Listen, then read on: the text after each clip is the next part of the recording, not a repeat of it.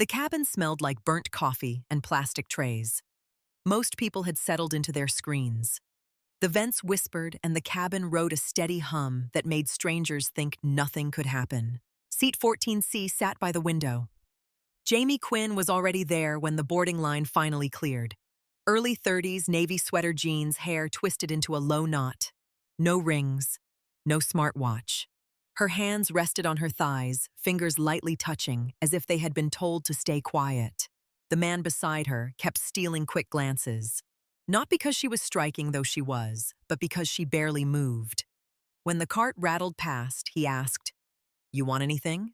"Water's fine," she said, and her voice landed soft and flat, like it had learned how not to take up space.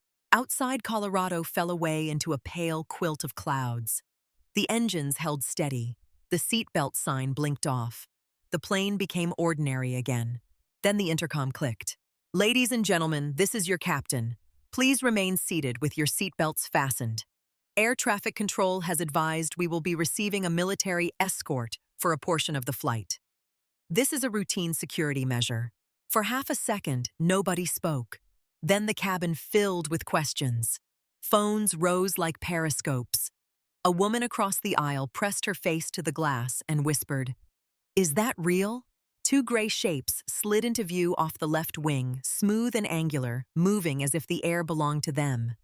F-35s. Close enough to see the light strobe on a tail fin. Jamie did not lift her phone. She did not lean to look. She reached into her jacket pocket, pulled out her phone, and tapped one number without checking the screen. It rang once. A voice came through low and clipped the kind that carried rank even when it tried not to. "Raven Doc, say again. Is that you on this flight?" Jamie kept her eyes on the horizon. "Affirm," she said. "Commercial route. Denver to Baltimore." A pause, then a breath that sounded like disbelief being swallowed. "Ma'am, copy. Viper lead has you in sight. Escort will remain in formation." The man beside her went still. "They called you Raven Doc," he said, barely moving his lips. "Who are you?" Jamie set the phone face down in her lap. She took a slow sip of water, then looked back out at the cloud tops. "Nobody," she said. "The jets tightened their spacing anyway. If you're enjoying this story, please hit like and subscribe. And I'd love to know where you're watching from. Drop your city or country in the comments." The cabin did not go back to normal. Screens stayed paused. People kept their faces angled toward the windows, pretending it was casual, as if staring at the sky was a normal way to pass time.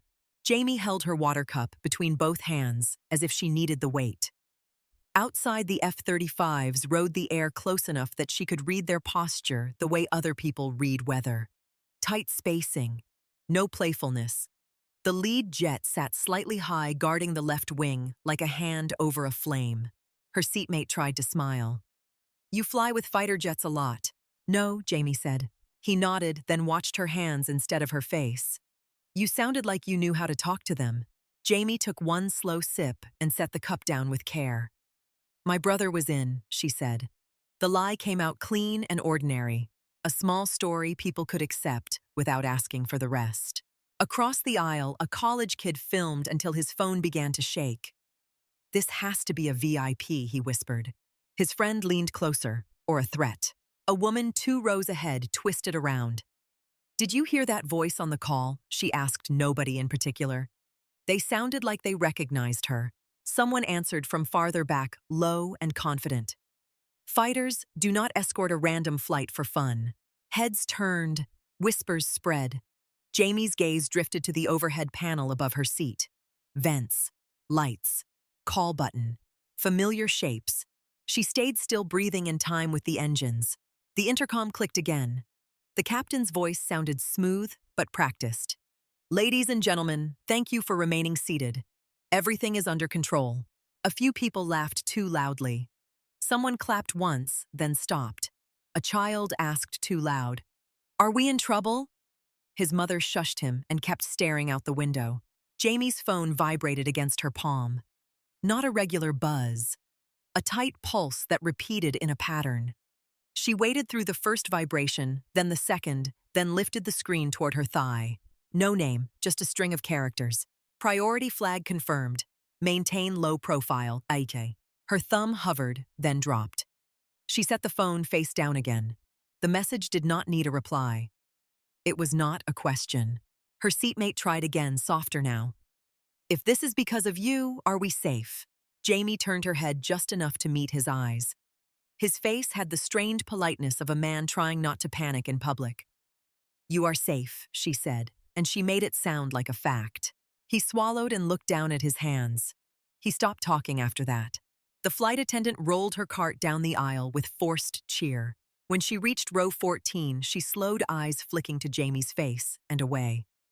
Can I get you anything else, ma'am? Jamie looked at her name tag. Lila. The woman's fingers trembled just enough to crinkle the pretzel bags. Jamie softened her voice by a fraction. You're doing fine, she said. Keep moving like it's a normal day. Lila blinked, then nodded. Yes, ma'am, she whispered and hurried on. The word ma'am traveled. A few heads turned. People heard respect when they did not understand why it was there. Outside, the nearest jet held steady, making tiny corrections most civilians would never notice. Jamie noticed all of them. She had lived long enough to trust small changes. Farther back, a man in a faded ball cap stood and moved toward the restroom. The cap read, Marines in worn thread. As he passed Jamie's row, he did not stop. He only said 2 words low enough that nobody else heard. Thank you, Doc. Jamie's fingers tightened on her cup. Her throat went dry. She did not look at him. She let him keep walking. When the restroom door closed, she let her grip loosen again. Her seatmate had heard the word, Doc. His eyes widened. He did not speak, but the question sat on his face. Outside, the lead jet slid a little closer. The cabin gasped. Jamie watched the motion and felt the awareness of being watched by professionals. Her phone buzzed again. A call. The screen showed only a secure icon she had not seen in years. She answered without lifting it to her ear. Raven Doc, a voice said, calm and controlled. This is Viper Lead. Quiet check. You okay back there? I'm fine, Jamie said. You're making civilians jumpy. A pause. Understood, ma'am. Stop calling me that, she said. Copy. Apologies. Jamie kept her eyes on the cloud line. Tell your wingman to back off half a length. You're crowding the left side. Yes, ma'am. The call ended. A moment later, the outside fighter eased its position by a fraction. Passengers whooped as if it were a show. Jamie did not react. Her phone lit again with a text that carried the same cold pressure as the first. Colonel Mercer did not use greetings. Stay seated. Do not engage the cabin. Gate team has eyes on you. Jamie typed 1 word. Copy. Then she set the phone down and kept her face blank. A leash again. Not tight enough to hurt. Tight enough to remind. 2 rows up, the college kid's phone glowed again. He was not filming now. He was scrolling. There's stuff online, he whispered. Forum posts, half redacted. Raven Doc is in it. His friend leaned in. Show me. The kid turned the screen and a few people leaned closer, drawn by the promise of an answer. Jamie caught fragments without trying. A blurred photo. Sand. A patch shape she recognized. A caption that used the word Corman like it was a legend. Someone whispered, that's her. Jamie looked away before her face could betray anything.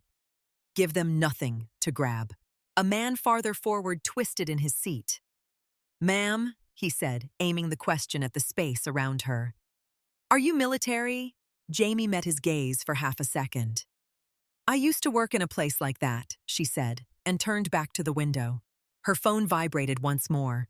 A new message, short and surgical. Vehicle staged at BWI. Proceed on arrival. Meeting time advanced. BWI. Not the capital. Not the kind of airport where escorts made sense. She had picked Baltimore because it was smaller, quieter, easier to vanish in. Now it was marked anyway. She exhaled through her nose. When someone staged a vehicle for you, they were not asking. The plane hit light chop, and a few passengers squealed as their stomachs lifted. Lila gripped seatbacks and laughed nervously. Jamie stayed still. Her fingers touched the thin chain at her collarbone. Under the fabric, a small metal disc pressed warm against her skin. She held it for one breath, then released it. For a moment, the cabin sound shifted in her mind. The hum of engines became a harsher vibration. Coffee thinned into antiseptic. Two bright lights, gloved hands hesitating over a chest that kept dropping its numbers. Someone behind her saying, "We're losing him," while another voice argued about protocol, like time could be negotiated. Jamie opened her eyes and stared at the clouds until the edges of the memory went quiet again. Her seatmate was watching her now, not with curiosity, but with something closer to worry. He did not speak. Neither did she. Jamie kept her eyes on the cloud tops until they stopped looking like clouds and started looking like hospital sheets. White, endless, quiet in a way that never stayed quiet. The metal disc under her sweater pressed against her skin when she shifted. It was small enough to hide under fabric, heavy enough to remind. She had worn it for years after she swore she would not. Not because she missed the uniform, but because she did not trust promises made in calm rooms. The memory came back the way it always did without asking. Tacoma, Washington. Night shift. Fluorescent lights that made everyone look sick, even the healthy ones. The air smelled like bleach and warm plastic. Jamie Quinn stood at the nurse station with a clipboard, a hair tie on her wrist, and a badge that read, "Contract RN" in neat black letters. She kept her voice low. She kept her answers short. She did not correct doctors when they called her Jamie, because Jamie was the point. Two nurses traded gossip near the medroom door. "New surgeon in trauma 2 is a mess," one said. "Give him time," the other replied. "He's good, just cautious." Jamie pretended to read an intake note. Her eyes stayed on the hallway instead. The doors at the end blew open and the sound changed. Wheels. Shouts. The hard rattle of a gurney pushed too fast. "Male late 30s, a paramedic called out. "Found down hypotensive tachy, possible internal bleed. We need a bay now." Behind him came a second gurney, then a third. The hallway filled with bodies and urgency. Security appeared out of nowhere, not in a hurry, just present. Jamie felt the subtle shift before anyone said the word. A man in scrubs approached the charge nurse and spoke quietly. His face stayed blank, but his posture tightened. "Special patient," he said, "is trauma 1. The charge nurse looked toward Jamie without meaning to. Then she looked away fast, like she had caught herself staring.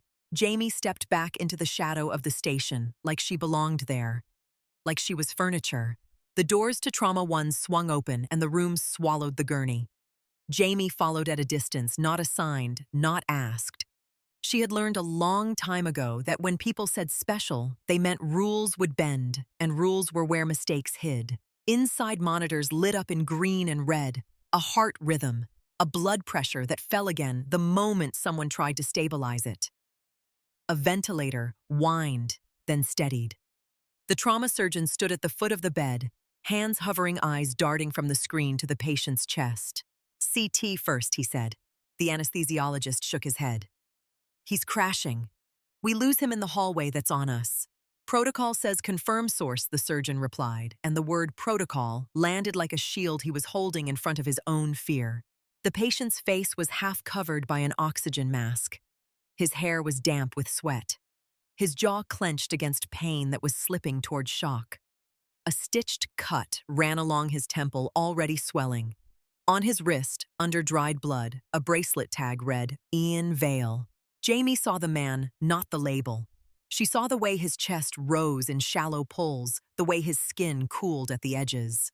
She watched the surgeon's hands, clean and uncertain. A nurse called out, "Pressure is dropping again." The surgeon glanced at the clock as if time might slow down for him. "We need imaging," he repeated softer. Jamie stepped closer, without meaning to. Her shoes made no sound on the rubber floor. A resident pointed at the monitor. "We're losing waveform." The anesthesiologist swore under his breath. "He needs the OR now." The surgeon hesitated, and in that hesitation, Jamie heard the old sound, the one from another place. Radio static. Men shouting over each other. A medic waiting for someone higher rank to say yes, while a pulse faded. Her mouth moved before her mind finished deciding. "Open him," she said. The room went still for a heartbeat, like the lights had dimmed. The surgeon turned sharply. "Excuse me?" Jamie kept her voice even. "Abdomen is distending. He is bleeding out. If you take him to CT, he dies in the hall." The surgeon stared at her badge. "You're not assigned to this case." "I'm here," she said. That was the wrong answer in a hospital because it did not respect the latter. But it was the only answer that had ever mattered when seconds ran out. The anesthesiologist looked at her, then back at the monitor. "She's not wrong," he muttered. The surgeon swallowed. His pride fought his panic. "We do not cut without confirmation." Jamie stepped to the bedside and pressed 2 fingers lightly near the ribs, watching the patient's face for response. Vale flinched, then went slack, his eyelids fluttering. "Confirmation," Jamie said, and her voice got colder. "Look at him." The charge nurse shifted. "Doctor, his pressure is 40 systolic." The surgeon finally moved, but he moved like a man stepping onto ice. "Prep for OR," he ordered. "Now." The room snapped back to motion, but it was not clean motion. It was frantic, disorganized, too many hands reaching for the same thing. Jamie slid into a spot near the head of the bed. She took the patient's wrist, found the pulse that was disappearing, and called it out. "Threading," she said. "You have seconds, not minutes." The surgeon shot her a look that carried a warning and a plea at the same time. They pushed the gurney out, and the hallway lights smeared into a bright blur. Security fell in behind them. One of them wore a plain jacket with an earpiece. His eyes swept every doorway, every corner, not like a guard in a hospital, like a guard in a hostile place. In the elevator, the monitor alarm chirped again. "Come on," someone whispered. Jamie leaned close to the patient's ear. Her voice stayed low. "Breathe," she said. "Stay with me." He did not answer, but his fingers twitched once against her glove like he heard her anyway. In the operating room, the surgeon scrubbed in with shaking hands. The staff moved fast, but the fear was thick in the air. It was the kind of fear people tried to hide behind titles. Jamie stayed near the table. She did not take the scalpel. She did not need to. She watched the surgeon's eyes. She watched the monitor. She watched the timer in her head that no one else could see. "Incision," the surgeon said. The first cut opened a dark red truth. Blood welled up fast, not a clean bleed, a violent one. The anesthesiologist cursed. The suction struggled. The surgeon froze for the smallest fraction of a second. Jamie's voice cut through it. "Pack," she said. "4 quadrants, now." A scrub tech hesitated, then moved. Sponges went in. Pressure applied. The bleeding slowed enough to breathe. The surgeon's eyes flicked to Jamie, then back to the open cavity. Source, he said more to himself than to anyone. Jamie pointed with 2 fingers, calm as if she was pointing at a diagram. "There," she said. "Retroperitoneal. You need to clamp higher." The surgeon swallowed hard. "How do you know that?" "I'm looking," she replied. He moved, and this time he moved with purpose. A clamp. A tie. Another clamp. The bleeding changed from chaos to control. The monitor steadied by degrees. The room exhaled in pieces. "Pressure is coming up," the anesthesiologist said, disbelief threaded through his relief. The surgeon's shoulders sagged, then squared. "Okay," he whispered. "Okay." For the next hour, Jamie said only what was necessary. "Clamp. Pressure. Watch that." Again. Her voice never rose. Her hands moved when asked, and when they were not asked, but needed. The staff started obeying her without realizing they were doing it. The patient's chest rose more evenly. Color returned to his lips. His pulse became something you could feel, not chase. When the surgeon finally stepped back, sweat shining on his forehead, he pulled off his mask and stared at Jamie like she was a problem he could not solve. "Who are you?" he asked. Jamie wiped her hands and kept her gaze neutral. "A nurse," she said. The anesthesiologist snorted. "No," he said. That was not just a nurse. Jamie ignored him. She watched the patient's monitor, making sure the numbers held. She listened to the sound of the ventilator, the steady rhythm of a body choosing to stay. A man in the corner, the one with the earpiece, spoke softly into his sleeve. He did not look at Jamie, but she felt his attention like heat. "Subject is stable," he said. Then after a pause, "Yes." She was in the room. Jamie's stomach tightened. After the case, she walked out of the OR suite and into the hallway where the light was less harsh. Her scrubs smelled like iron and antiseptic. She headed for the locker area with her shoulders held loose, as if she had only done what any competent nurse would do. A resident caught up to her breathless. "Hey," he said. "Jamie. Right? That was insane. Where did you learn to do that?" She did not slow. "On the job," she said. He laughed, then stopped when he realized she was not joking. "You gave orders in there," he said. "Doctors do not like that." "I didn't give orders," Jamie replied. "I gave time." She reached her locker, opened it, and stared at the neatly folded spare set of scrubs inside. She had kept her life small on purpose. No photos, no personal items, no past. Her phone buzzed. Unknown number. She let it buzz once, twice, then answered. A man's voice came through smooth and firm. Not hospital, not civilian. The kind of voice that did not ask for permission to exist. "Jamie Quinn," he said. Her skin chilled, speaking. "This is Colonel Grant Mercer," he replied. "Department of Defense. I need you to listen carefully."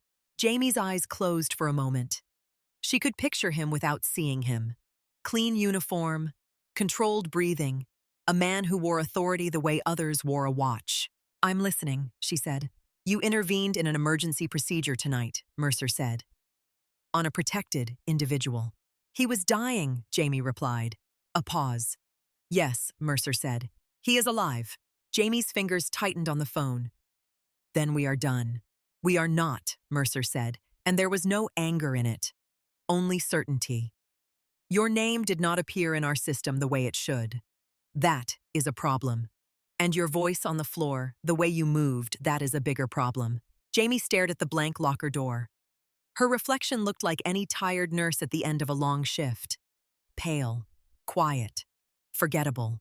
"I don't know what you think you saw," she said. Mercer's voice lowered slightly. "I think I saw a person who is not supposed to exist on a civilian roster. I think I saw training that does not come from nursing school. I think I saw a call sign on an old file that never stopped being active." Jamie's throat went tight. She did not speak.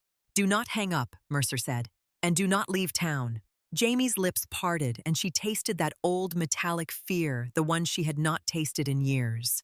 "I'm not your soldier," she said, and her voice stayed calm only because she forced it to. Another pause. Then Mercer softer, as if he understood the shape of her resistance. "No," he said. "You are not, but you are in our lane again." The line went dead. Jamie stood with the phone at her ear, listening to silence. Around her, the hospital kept moving. A janitor pushed a mop bucket. A nurse laughed at something down the hall. A vending machine hummed. She slid the phone into her pocket and changed out of her scrubs with hands that did not shake until she was alone in her car. In the parking lot, rain tapped against the windshield. She sat with the engine off and the lights dark, watching the emergency entrance across the lot. She watched security. She watched staff come and go. She watched for patterns. A black SUV rolled in and parked without turning its headlights on. Jamie did not move. She lifted her hand to the thin chain at her neck and pressed the metal disc under her shirt until it left a faint ache. Then she started the car, drove home by side streets, and packed a bag the way she used to, quiet and fast. Choosing only what mattered. Back in the present on the plane, her phone lay face down in her lap. The engines thrummed. The cabin whispered. Jamie opened her eyes and stared at the clouds until they were only clouds again. Her seatmate was asleep now, head tilted toward the window mouth slightly open. People around her had returned to their screens, exhausted by their own fear. Outside, the fighters held their line. Jamie's phone vibrated, once the same tight pulse as before. She did not pick it up right away. She breathed in. She assessed. She let the vibration finish. Then she turned the phone over. The phone screen glowed against Jamie's palm. BWI arrival confirmed. Vehicle staged at Gate C. Proceed on landing. Fort Belvoir update upon transfer. Jamie read it once, then again, as if a second pass might change the words. She turned the brightness down and slid the phone back into her lap. Outside, the F-35s held their position, with the patience of people paid to stay alert. Inside, the cabin had quieted into a watchful stillness. A few passengers tried to laugh it off, but the laughter came out thin. People kept looking toward row 14, then away, as if eye contact might pull them into something classified. The captain came back on the intercom, voice carefully smooth. Ladies and gentlemen, we will be beginning our descent shortly. Please ensure your seatbacks are upright and your seatbelts are fastened. Seatbelts clicked in a scattered chorus. Tray tables snapped shut. The routine made everyone feel safer even though nobody knew what they were making room for. Jamie kept her hands still. Her seatmate, the businessman, leaned a fraction closer. "Is there something I should do?" he asked. Jamie looked at him. Really looked. He had the face of a man who planned everything 2 quarters ahead and suddenly realized plans did not matter. "Stay seated," she said. "Let the crew do their job." He swallowed. "And you?" Jamie returned her eyes to the window. "I'll do mine." The descent began with a gentle dip that made stomachs float. The cabin lights dimmed slightly. The engines changed their note lower and steadier, like a long exhale. Across the aisle, the older Marine with the faded cap stood again, bracing a hand on the seatbacks to steady himself. He did not speak to Jamie this time. He only looked at her, then nodded once, small and respectful, and sat back down. Someone farther up whispered, "They're still there," and pointed. Faces pressed to glass again. Jamie watched the jets as they adjusted with the aircraft sliding a touch wider, then closer, always guarding the same invisible line. She could almost feel their attention through the metal skin of the plane, like heat from a nearby fire. Her phone vibrated once more. A call this time. Secure icon. "No name." She answered low. "Go." Colonel Mercer's voice came through like it had been waiting on the other end the whole time. "You see them?" "I see them," Jamie said. "Good." "No conversation on the jet bridge," Mercer replied. "Walk off like you are tired and irritated like everyone else. Follow the woman in gray at the door. She will not speak first." Jamie's gaze stayed forward. "Why Baltimore?" A pause. "Because it was supposed to be quiet," Mercer said. "Then the hospital asked for you again?" Jamie felt the words land behind her ribs. "He crashed." "He destabilized," Mercer corrected. "Complications. Surgeons are stuck in their own rules." Jamie closed her eyes for one heartbeat. White lights. Hesitation. The taste of bleach and fear. How long? Another pause, shorter this time. "You have minutes, not hours." The call ended. Jamie held the phone for a moment longer, then set it face down. Her fingers drifted to the thin chain at her collarbone and stopped there, not gripping, just resting. Her breathing stayed even. The wheels met the runway with a hard, controlled thump. The cabin jolted and then rolled, tires humming, bodies swaying slightly with the turn. People looked around as if they expected to see something dramatic outside, like the jets would land beside them. They did not. The F-35s peeled away somewhere above, out of view. The sky returned to being sky. The plane taxied, and for the first time in the whole flight, nobody clapped. When they reached the gate, the seatbelt sign stayed on longer than usual. The cabin waited restless, but no one stood. They listened to the faint mechanical whine as the jet bridge connected. They watched the flight attendants exchange looks that said they had been told to do something and not told why. Finally, the chime sounded and the sign went dark. Still nobody moved at first. Jamie Rose smoothed her sweater and slipped her bag strap over her shoulder. Her movements were small and practiced. Nothing rushed, nothing theatrical. As she stepped into the aisle, heads turned in a wave. Phones came up again, but lower this time, as if people had realized they were filming something that did not want to be filmed. The business traveler stood too, then hesitated, unsure whether he was allowed to exist in her orbit. "Ma'am," he said quietly, "I hope you're okay."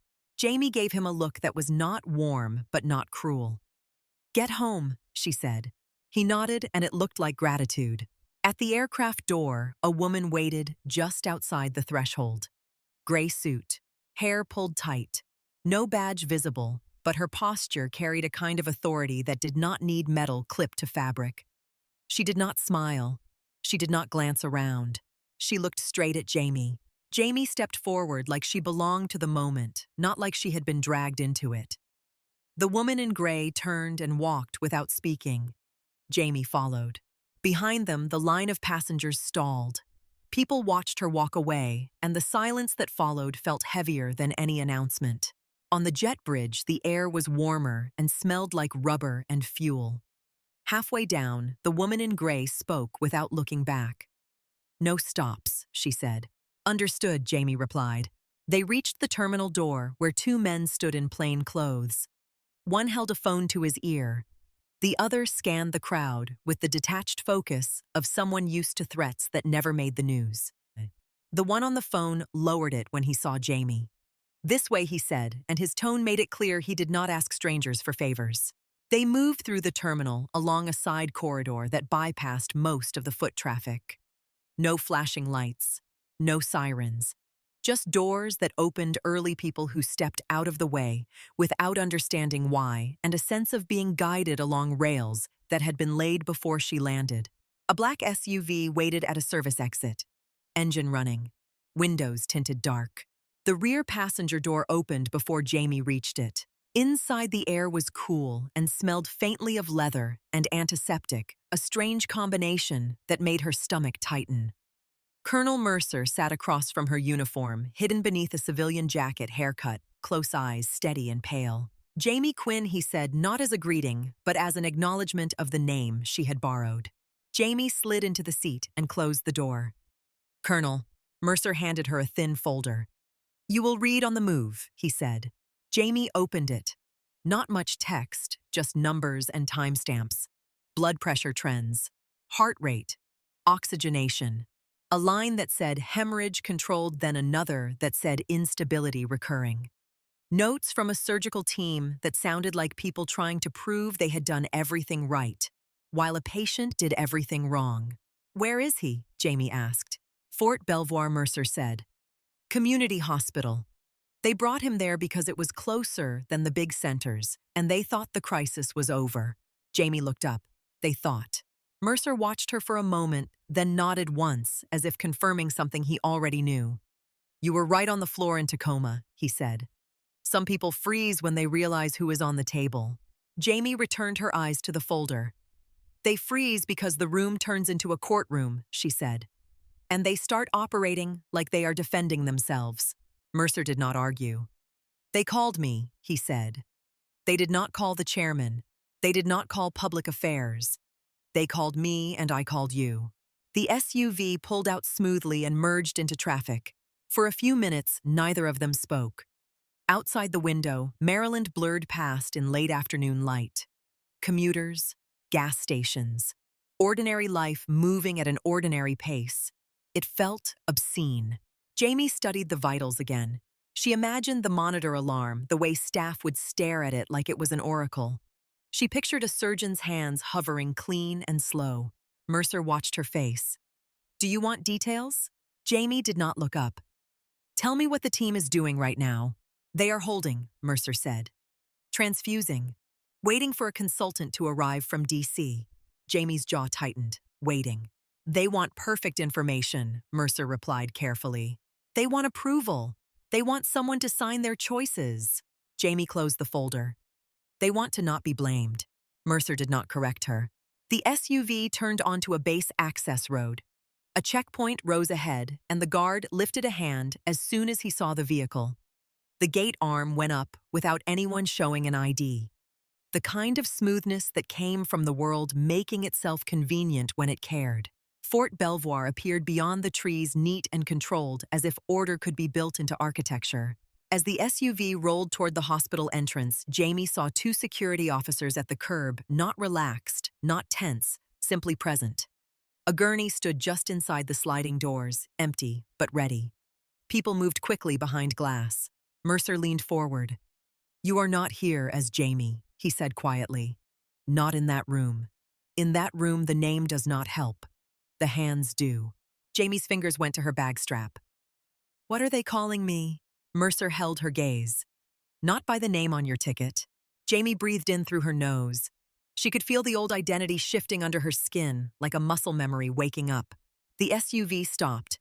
The door opened. The air outside smelled like cut grass and disinfectant. Inside the hospital, the hallways were too bright. The floors shone. Everything looked clean in the way that made people think death could be managed. A nurse in scrubs met them at the entrance, face pinched with stress. "Are you the one they sent?" she asked. Mercer, eyes flicking to Jamie. Mercer did not answer. He stepped aside. Jamie answered instead. "Take me to him." The nurse blinked, then turned and started walking fast. "I see you," she said. Then, or... They moved him back and forth. "He's not stable." Jamie followed without looking around. She registered details anyway. The placement of crash carts, the nearest exits, the cameras in corners, the security at the nurse's station, trying too hard to look like they belonged. They reached the ICU doors and entered a space filled with the steady chaos of machines. Alarms chirped, monitors glowed, staff moved in tight patterns. In the center bay, Ian Vale lay under a warm blanket that could not warm what was happening inside him. Tubes ran from his arms. A ventilator pushed air into him with blunt rhythm. His skin had the pale, waxy look of someone losing ground. A surgeon stood at the foot of the bed, shoulders tense, jaw-clenched eyes on the monitor like it was accusing him. Another doctor spoke quickly at his side, words too fast, too defensive. "We suspect secondary bleed," the second doctor said. "But we cannot confirm without imaging, and he will not tolerate transport." The surgeon rubbed his forehead with a gloved hand. "We stabilized him once," he muttered. "We can stabilize him again." The monitor answered with a downward trend. The ICU nurse looked at Jamie, desperate. "They keep saying CT," she whispered, "but he drops every time we move him." Jamie stepped closer to the bed. She did not touch Vale at first. She watched the ventilator wave. She watched the pulse ox lag. She watched the pressure. The surgeon noticed her presence and turned. "Who are you?" he asked, sharp. Jamie met his eyes. "The person you asked for," she said. "I asked for a specialist," he replied, "a consultant." Jamie looked at the chart hanging at the foot of the bed, then at the central line site, then at the distension under the blanket, subtle but real. "You asked for time," she said. "You are running out." The surgeon bristled. "We are following protocol." Jamie's voice stayed level. "Protocol is not going to hold pressure." Mercer stepped into view behind her, and the surgeon's attention snapped to him. Recognition flashed, then fear. The surgeon straightened. "Colonel," he said, and his voice became polite. Mercer did not return the politeness. "She has the floor," he said. The surgeon's mouth opened, then closed. His eyes returned to Jamie with a new wariness. "Fine," he said. "Talk." Jamie lifted the blanket edge just enough to press her fingertips against Vale's abdomen. Not hard, just enough to feel. Vale's body responded with a tiny rise in heart rate, a signal that pain still existed. Jamie looked at the surgeon. "He is bleeding again," she said. "You are packing symptoms. You are not solving the source." "You do not know that," the surgeon snapped. Jamie kept her fingers in place and watched the monitor. "I do," she said, "because his pressure drops with movement and recovers with compression." That is not a lung problem. That is not anxiety. That is physics. The ICU nurse's eyes widened like someone hearing clear words in a room full of noise. The surgeon's hands flexed. "If we open him again and we are wrong, we kill him." Jamie let the blanket fall back into place. "If you do nothing, you kill him," she replied. A silence stretched. The monitor beeped on indifferent. The surgeon looked toward Mercer as if searching for rescue. Mercer did not move.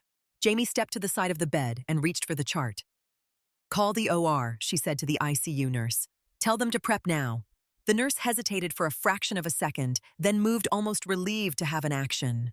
The surgeon raised his voice. "You cannot order that." Jamie turned to him. Her expression did not change, but something in her eyes sharpened. "I can," she said, and she kept her tone quiet. "And you can either cut or you can watch." The surgeon stared at her, then at Vale, then at the monitor like it was a judge. He swallowed. "Get me a fresh set," he said to his team, and his voice had shifted no longer. Defensive now, simply urgent. They rolled Vale toward the OR. As they moved, Jamie walked beside the gurney, one hand steady on the rail. She watched every door they passed, every face that looked up. She felt phones in pockets, messages being sent, names being spoken in corners. Mercer kept pace on the other side, speaking low. "After this, you go to Fort Meade," he said. Jamie did not look at him. "How long do I have before they try to turn me into a headline again?" Mercer's answer came without emotion. "Long enough to finish the job in front of you." The OR doors swung open and bright light poured over them. Jamie stepped inside with the same controlled calm she had held on the plane on the jet bridge in the SUV. She did not need to announce herself. The room could feel her the moment she entered. The surgeon pulled on gloves with hands that were steadier now, as if someone else had finally taken the weight of the decision. He looked at her once, a quick glance that carried both resentment and relief. "Tell me what you want," he said. Jamie looked at the instrument table, then at the patient, then at the monitor that was already starting to drift. "I want you to move," she said, "and I want you to keep moving." The operating room moved like a machine that had finally found its rhythm. The surgeon stood over Ian Vale with his jaw locked and his eyes hard, as if anger could hold the bleeding back. Jamie stayed at his shoulder close enough to see the tremor in his fingers whenever the suction line clogged, close enough to hear the small changes in his breathing when the monitor dipped. "Pack deeper," she said. "We already packed," the surgeon snapped. "Not there," Jamie replied. She pointed with two fingers, not dramatic, not apologetic. "Higher. You are chasing the spill, not the break." The anesthesiologist glanced up from the drips. "Pressure is dropping again."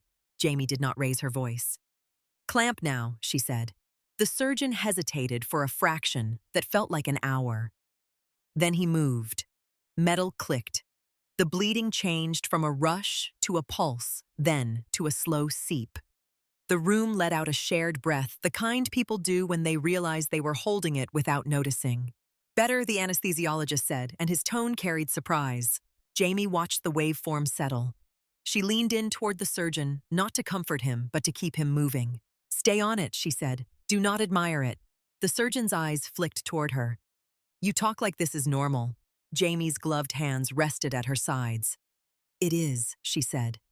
"If you stop to feel it, you lose time." They worked in tight focus after that. Orders became shorter. Hands stopped hovering. No one asked permission to act. The surgeon's pride shifted into something more useful, a grim willingness to follow what kept the patient alive. Minutes later, the monitor steadied into a line that did not scream. "Pressure is holding," the anesthesiologist said. The scrub tech whispered, "Thank God." Jamie did not answer. She watched Vale's chest rise under the drape. She listened to the ventilator cadence. She watched the surgeon tie off and seal, not because she doubted him now, but because she did not trust luck. When the surgeon finally stepped back, sweat darkening the collar of his gown, he stared at Jamie as if she had rearranged the room around him. "You are not a consultant," he said. Jamie peeled off one glove. "No. What are you then?" Jamie's eyes stayed on the patient. "Someone who does not let him die on a clean floor," she said. The surgeon opened his mouth again, then shut it. He looked down at Vale, then at the calm green numbers, and whatever argument he had prepared fell apart under the proof. A nurse approached with fresh linen and a quiet report. "Transport to ICU," she said. Jamie nodded once. "Keep him warm," she said, "and do not move him fast, just because you want this to be over." They rolled Vale out through bright corridors that smelled of disinfectant and polished tile. Staff glanced up as the gurney passed, eyes catching on Mercer first, then on Jamie, then quickly away. People recognized power in Mercer. They recognized something else in Jamie but could not name it. In ICU, the team connected lines, adjusted drips, and spoke in clipped phrases meant to sound confident. Jamie stood at the foot of the bed, silent, watching the room the way she watched the sky on the plane. She let the numbers stabilize under her eyes before she stepped back. The surgeon came out of the bay and followed her into the hallway. His hands were clean now, but his face still carried the room. "I did not call you," he said. Jamie's expression did not change. Someone did. He glanced toward Mercer, who stood a few feet away, speaking quietly into his phone. "That man," the surgeon said. Jamie did not answer. The surgeon swallowed. "If this goes sideways, they will ask why a civilian nurse was making decisions." Jamie turned to him slowly. "If it goes sideways, they will ask why you waited," she said. He flinched more from accuracy than from rudeness. You could have been wrong. I could, Jamie said. You were wrong by doing nothing. The surgeon's eyes narrowed. You think you are untouchable.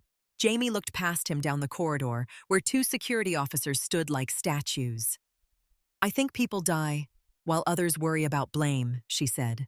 For a moment, the surgeon looked like he might argue again. Then his shoulders sagged. What is your name? He asked, quieter. Jamie held his gaze. It is not going to help you, she said. Mercer ended his call and approached. He is stable, he said, not to the surgeon, but to Jamie. For now. Jamie nodded once. Mercer's eyes moved to the surgeon. You did your job, he said. And there was no warmth in it, only closure. Then he turned back to Jamie. We are leaving. Jamie did not look back at the ICU doors. She had learned not to watch the room after it stopped needing her. Watching made you think you could control outcomes. You could not. You could only control actions. They walked out through a service exit into night air that smelled like cold grass. A black SUV waited with the engine running. The driver did not glance up. The rear door opened without a word. Inside, Mercer handed Jamie a bottle of water. You are shaking, he said. Jamie looked down. Her hands were steady. No, she replied. Mercer studied her anyway. You are tight, he said. Tight is close. Jamie took the water and twisted the cap off. She drank without rushing. Where are we going? She asked. Fort Meade, Mercer said. Why there? Because the people who asked for you do not sit in that hospital, Mercer replied. They sit at tables. Jamie stared out the window as they pulled away. The base roads were quiet, lit by spaced street lamps. The world outside looked normal. Cars moved. Porch lights glowed. Somewhere a dog barked once and stopped. It made the urgency feel even sharper, like a blade inside a sleeve. Mercer opened a thin folder on his lap and slid it toward her. You will not like the language, he said. Jamie did not touch it at first. They have been using language I do not like for years. Mercer's mouth twitched, not quite a smile. Fair. Jamie opened the folder. The first page was not medical. It was a photo, grainy and old, a woman crouched in dark sand with a medic bag, her face half turned away. The second was another photo, clearer, showing a patch on a sleeve and a set of eyes that looked like they had forgotten how to blink. Jamie closed the folder and held it between her palms. Do not do that, Mercer said. Do not do what? Pretend you do not recognize yourself, he replied. It wastes energy. Jamie stared at him. The streetlight glow caught his eyes and made them look almost silver. He did not blink. What do they want? She asked. Mercer answered without hesitation. They want you to stop hiding. Jamie's jaw tightened. That is not a mission. It is to them, Mercer said. The SUV passed through a gate without stopping. A guard saw Mercer's face and lifted the barrier as if his arm moved on its own. Fort Meade at night looked like order, straight roads, clean signage, buildings that held their breath. Mercer led her into a low structure with tinted windows and no obvious markings, the kind of place that did not need a sign, because the right people already knew. Inside, the air was cool and smelled like paper and electronics. A woman in a gray suit met them in a hallway. Tight hair, neutral face, eyes that checked distance exits and posture in a single sweep. This way, she said. Jamie followed without asking. Her footsteps made no sound on the tile. They entered a conference room that felt too polished to be real. A long table, a row of flags, a projector already warmed up light faintly humming. Several men and women sat spaced apart, not because of comfort, but because spacing gave them room to control. Nobody offered a hand. One man at the head of the table stood. He wore a dark suit, but his posture carried military bones. Ms. Quinn, he began. Jamie did not sit. Mercer stepped forward. That is her travel name, he said. The man's eyes shifted, and for the first time, the room showed a crack of curiosity. He nodded once, as if accepting a correction he should have known already. Lieutenant Commander Tessa Rourke, he said. The name landed in the room like a door closing. Jamie's face stayed neutral. I am not active duty. A woman to his right lifted a folder. Status is complicated, she said. Jamie looked at the folder. Status is simple, she replied. I left. The man at the head of the table held up a hand not in surrender, but in patience. We know you left, he said. We also know you intervened in a protected case in Tacoma. Then again, at Fort Belvoir, Jamie's gaze did not drop. He was bleeding. A different voice spoke from farther down the table, older controlled. You stabilized him twice under civilian cover. Jamie heard the way they said cover, like they had finally stopped pretending they did not see what she was doing. The projector clicked. A slide appeared, not a title, just a date and a grid reference. Then another image, black and white, a night scene with harsh light figures moving, one figure kneeling with hands in blood. A man in uniform seated near the middle spoke quietly. Raven Doc, he said, and the room turned colder. Jamie did not react. She kept her hands on the back of the nearest chair, using it as an anchor. You have been a rumor for a long time, the man continued. A file with too many redactions and too many people claiming you saved them. A woman across the table slid a second file forward. 31 confirmed interdictions, she said, reading numbers like they were inventory.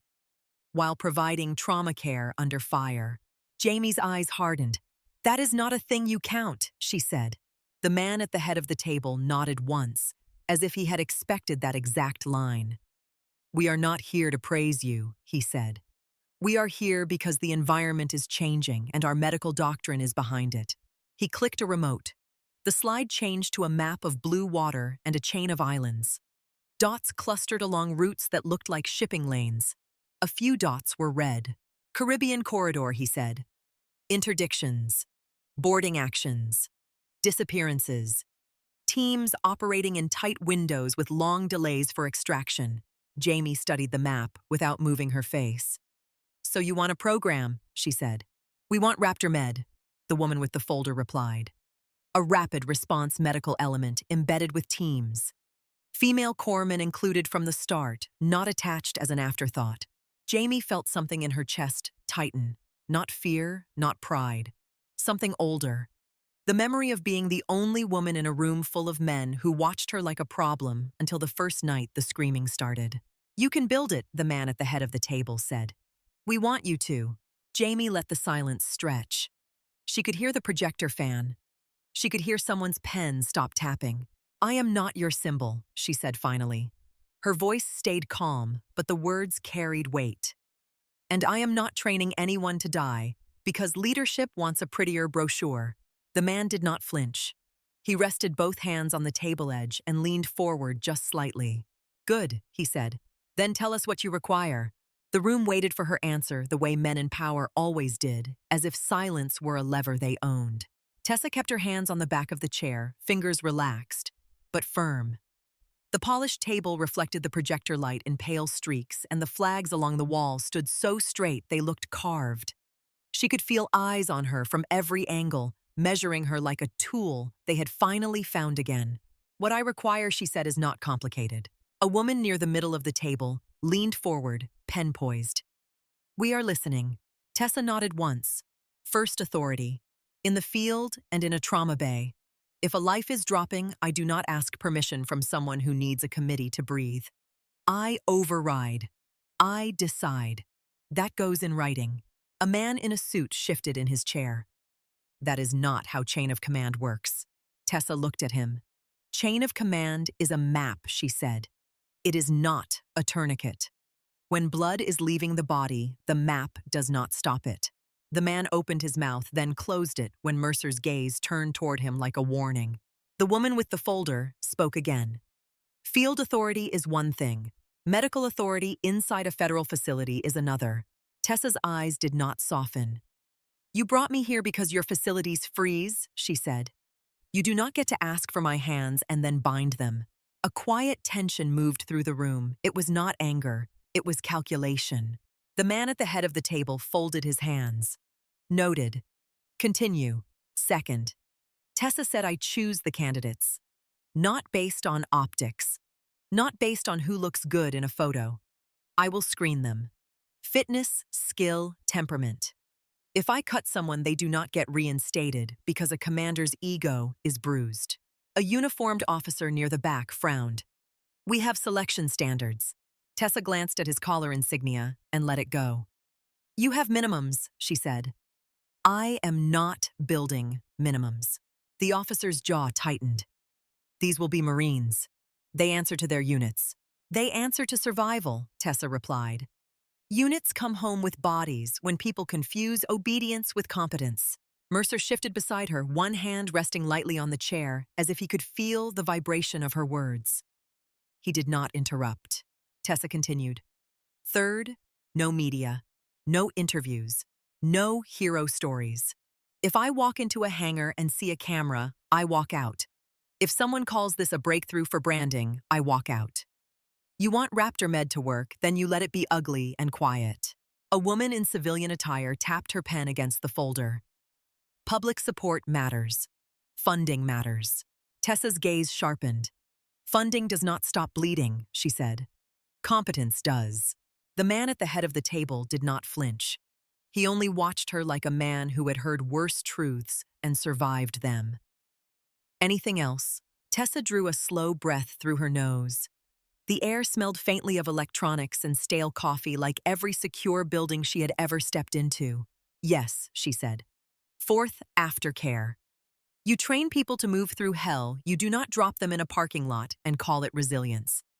Psychological support is not a pamphlet. It is mandatory, quiet, protected, real." For the first time, a few faces in the room shifted with something close to discomfort. Not because they disagreed, but because it was easier to count injuries than to count what happened behind someone's eyes. A man in uniform cleared his throat. "We can provide resources. Resources are useless if people fear using them," Tessa said. "Make it normal. Make it part of the job. Or you will train medics who can stop an artery and cannot sleep." The projector fan hummed. The room stayed still. The man at the head of the table finally nodded. "Authority, selection, no media, mandatory support. Is that the list?" Tessa's fingers tightened slightly on the chair. "One more," she said. "I do not do this under my travel name, and I do not do it under my call sign. I do it under my real name and only in rooms that need it." A few people exchanged quick looks. The call sign had power in their world. It made people listen. It also turned a person into a myth. Mercer spoke softly as if he understood the trap. "Tessa Rourke," he said. "Understood." The man at the head of the table held her gaze. "You want a contract then? Civilian authority with operational reach." "I want a role that lets me work," Tessa said, "and lets me leave when you start using me." The man nodded once, then glanced at the woman with the folder. She flipped a page and slid a document across the table. No flourish, no ceremony, just paper. Tessa did not sit. She walked around the chair and stood at the edge of the table, reading without touching it at first. The language was clean, careful, built by lawyers who knew how to make power look harmless. She pointed to one line. "This clause limits override to field scenarios." The woman with the folder spoke. "Hospitals are governed by..." Tessa lifted a hand. "I just watched a hospital fail," she said. "Twice. You want to pretend those walls are different because they smell like disinfectant? Go ahead." "I am not pretending with you." The man at the head of the table leaned back slightly. "Strike it," he said. A pen moved. The woman marked the line. Tessa read further. "This says my recommendations are advisory." The uniformed officer spoke again, sharper this time. "They are advisory. You are not in the chain." Tessa turned her head toward him. "Then you called the wrong person," she said. The man at the head of the table did not look at the officer. He looked at Tessa. "What word do you want?" Directive, Tessa answered. The room went silent. The woman with the folder hesitated. "That will cause friction." Tessa's voice stayed even. "Friction is heat," she said. "Heat means something is moving." The man at the head of the table nodded once. "Directive," he repeated, and the words settled into the room like a weight. Tessa scanned the next page, then stopped at a line that offered reinstatement, a rank title, and a ceremonial path back into uniform. She exhaled slow. "Remove this." Mercer watched her face. "They thought you might want it." "I do not," Tessa said. The man at the head of the table held up a hand as if to pause a negotiation. Why? Tessa looked at the reinstatement line and saw a different image in her mind. A young woman in desert gear, sand-crusted at the edges of her sleeves, hands slick, eyes too calm. A radio crackling with voices that sounded like boys trying to be men. A commander yelling for a medic like it was prayer. She blinked once, and the room returned. "Because the uniform makes people believe I owe them," she said. "I will not owe anyone who is comfortable failing." No one argued. No one smiled. The silence that followed was the closest thing to respect she trusted. The man at the head of the table pushed the document slightly closer. "Then sign as you are." Tessa picked up the pen. Her grip was steady. She signed Tessa Rourke in clear letters, then set the pen down like it was an instrument she had finished using. The man nodded. "Raptor Med begins immediately." Tessa's eyes flicked to Mercer. "Where is Vale now?" "ICU at Belvoir," Mercer said. "Stable, closely watched." Tessa held the gaze for a beat. "If he drops again, they call me directly," she said. Mercer nodded. "Already arranged." The meeting ended the way it began. No applause, no handshakes. Chairs slid back. People gathered folders with the careful quiet of a room that handled consequences every day. As Tessa stepped into the hallway, the air felt cooler as if she had walked out of a sealed container. A junior officer stood near the wall, waiting with a badge and a clipboard. He looked young, too young to carry the tension in his shoulders, and his hands held the badge as if it were heavier than plastic. "Ma'am," he said, then corrected himself quickly. "Ms. Rourke, I am Lieutenant Harris. I will be your point of contact for access and scheduling." Tessa took the badge without looking at it. "Do not call me ma'am." His ears reddened. "Yes, Ms. Rourke." She glanced at his face. He had the look of someone who had grown up hearing stories and did not know how to speak to the person inside them. Tessa softened her tone by a fraction. "You are doing fine," she said. "Just be direct." His shoulders dropped, slightly relieved to be given something clear. "Transportation is staged," he said. "We can take you to temporary quarters on base, or directly to your first site visit." "Site visit," Tessa repeated. Harris nodded. "Camp Lejeune. The command element is standing by." Mercer appeared at her side again, phone in hand. "They are not thrilled," he said quietly. Tessa looked at him. "They do not have to be thrilled." The drive south took them through stretches of highway that looked like every other highway in America. Gas stations, fast food signs, families in minivans. A world that did not know a secure conference room had just shifted a piece on a board. Tessa sat in the back seat of the SUV, badge in her hand, turning it once between her fingers. The photo on it showed her face under harsh lighting, hair pulled back, eyes flat. It looked like a person who had learned how to disappear and was now being forced to exist again. Mercer spoke from the front seat without turning. "You will get resistance." Tessa looked out the window. "I expect it." "They will test you," he added. Tessa's gaze stayed steady. "Let them." When they reached the base, the air changed. Salt edged the wind. The scent of pine and wet earth moved through the open spaces between buildings. Tessa stepped out and felt the ground under her feet like a familiar language. A Marine captain met them near a low hangar, his uniform crisp, his expression carefully neutral. "Ms. Rourke," he said, "we have a small group assembled for initial screening. 30 candidates." Tessa looked past him toward the hangar doors. "Small," she repeated. The captain held her gaze. "We were told you wanted quality." "I want truth," Tessa said. "Open the doors." Inside the hangar smelled like concrete metal and sweat that had sunk into the walls over years. A line of women stood at attention under bright lights. Different heights, different faces. Some held their chins high as if daring the world to doubt them. Others looked calm in a way that was almost unsettling. A few swallowed hard when Tessa entered, eyes flicking toward her badge, then toward Mercer, then back to her face. Tessa walked the line slowly without speaking. Boots aligned, hands flat at seams, eyes forward. She watched their breathing, the tension in their shoulders, the way a jaw clenched when she passed. One woman near the center had a small bruise along her knuckles, half healed. Another had a scar along her wrist that looked like a training accident, not a confession. One kept blinking too fast, nerves trying to escape through her eyelids. Tessa stopped at the front of the formation and turned to face them. No one moved. The hangar held its breath. Tessa let the silence sit for a moment long enough that it stopped being comfortable. Then she spoke quiet and clear. "You are not here to impress me," she said. "You are here because when everything breaks, someone has to work." She looked down the line again, eyes steady, voice still low. "Show me your hands." Hands came forward in a clean line, palms out, fingers spread. Tessa walked slowly down the row, not looking at faces first. She looked at skin, calluses, fine tremors, the pale scars that told the truth better than any resume. One woman had nails bitten to the quick. Another had knuckles swollen from striking something harder than a bag.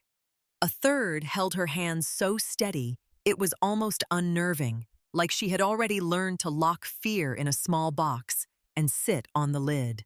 Tessa stopped in front of the one with bitten nails.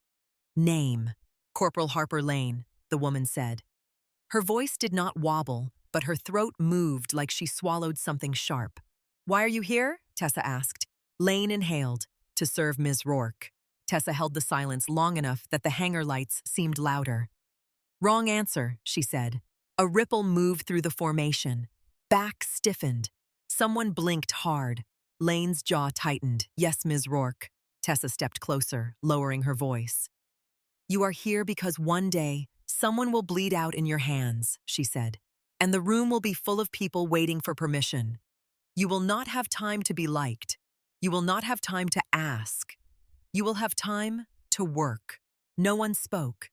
The air smelled like sweat and cold concrete. Tessa turned to the captain near the hangar door. "I want a clock," she said. "I want a casualty lane. I want noise. I want darkness." The captain hesitated. "We have a training schedule." Tessa looked at him once, then changed it. He watched her as if weighing whether she was bluffing. Mercer stood behind her, silent, hands in his pockets, eyes flat. The captain glanced at Mercer and saw the answer he did not want. He nodded. "Yes, Ms. Rourke." Training started before the sun. A whistle cut the dark at 0400, sharp enough to snap sleep in half. Boots hit the pavement. Breath turned visible. The women formed up in a tight square while base lights cast hard shadows on their faces. Tessa stood in front of them with a stopwatch and a small medic bag slung over one shoulder. No patches, no call sign, just her name stitched on plain fabric. "Warm up," she said. They expected running. They expected push-ups. They got something else. Tessa threw a tourniquet at Lane's chest. Lane caught it by reflex. "Put it on," Tessa said. One-handed. "Now." Lane stared for a fraction of a second, then looped the strap over her own arm, teeth clenched as she tightened. The strap slipped. Her hands shook. She tried again. "Breathe," Tessa said. "You are not fighting the strap. You are fighting yourself." Lane pulled, twisted, locked. The tourniquet cinched down. Tessa moved down the line, tossing gear. Gauze, chest seals. She did not explain. She made them touch the tools until the tools stopped feeling foreign. When the sun finally rose, it did not feel like relief. It felt like a new kind of exposure. They ran sand with stretchers on their shoulders. They crawled through low wire with medic bags, scraping the dirt. They learned to tape an airway in wind that stole every small movement. They practiced needle decompression on training mannequins while instructors fired blanks behind them so their bodies had to learn the sound. At noon, they thought lunch meant rest. Tessa walked them into a windowless room and turned off the lights. A speaker crackled to life with layered noise, shouting, rotor wash, radio chatter, screams that did not sound scripted. A projector threw a dim red glow across the room. On the floor were 5 mannequins with labeled wounds, but the labels were turned away. No hints, no easy answers. Tessa's voice came from the dark. "You get 2 minutes," she said. Triaged, treated, moved. A hand lifted somewhere. "Ms. Rourke, what are the scenarios?" "You tell me," Tessa replied. The timer started. The first few runs were ugly. People froze eyes, darting minds trying to find the correct textbook page. Hands reached for gear and fumbled. Someone began compressions on a mannequin with a blown chest, because panic makes people do something. Anything, just to feel useful. Tessa let it happen for one run. Then she snapped the lights on. "Stop," she said. Everyone froze, mid-motion, breathing hard like they had sprinted. Tessa walked to the mannequin with the blown chest and pointed at the compressed rib cage. "What did you just do?" The trainee swallowed. "CPR, Ms. Rourke." Tessa nodded once. What? The trainee's eyes flicked to the others. "Because he was not breathing." Tessa leaned closer. "He was not breathing because you did not seal his chest," she said. "You were trying to win a quiz." "This is not a quiz." She moved to another trainee who stood with a needle in hand and sweat in her eyebrows. "Why are you holding that?" To decompress, the trainee said quickly. "Why?" Tessa asked. The trainee's mouth opened, then closed. "Because. Tension pneumothorax." Tessa held her gaze. "Show me," she said. The trainee blinked. Tessa tapped the mannequin's neck. "What do you see?" The trainee forced herself to look instead of guess.